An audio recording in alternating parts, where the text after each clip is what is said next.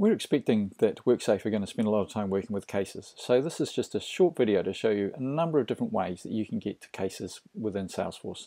And the whole idea being that it doesn't matter where you start from, you can get to the case that you're looking for.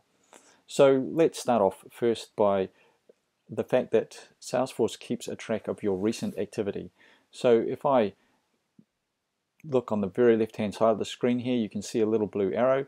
If I expand that out, it brings out a whole list of my recent items.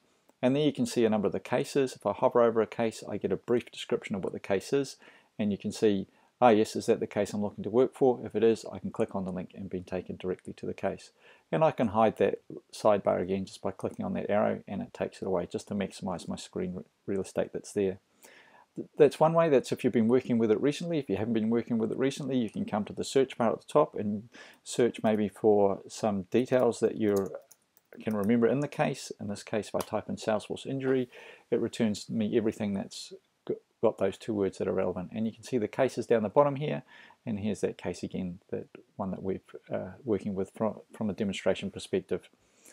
Perhaps you know the entity that the accident happened at, so you can go to the Entities tab, go and have a look at all the entities, and you know it was at Salesforce. So I quickly narrow this down to the ones beginning in S, and there I can see Salesforce. I click on the Salesforce link, it takes me into Salesforce, and at the top of this I can see the cases link. If I hover over that, there I can see that case again sitting related to Salesforce. Perhaps rather than the actual entity, you remember it was with Lauren Boyle, so I can come into the contacts here, and I can see Lauren in my recent contacts, or I could similarly do a search as we did with entities. But if I find the contact, I go into the contact, and again I can see the case related to the contact, and I can drill in there. Obviously you can also come to the Cases tab, and the Cases tab allows you to see all the recent cases or what's sitting on the different queues. So if I go to the regulatory queue, I can see what's there, and there it is there sitting available for me to access. Maybe it's on a different queue, a different view. If I'm already working on it, it'll be sitting in my cases.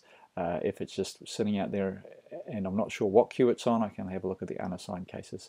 So through all that, we can ultimately get to the case and open it up to be able to start working on it.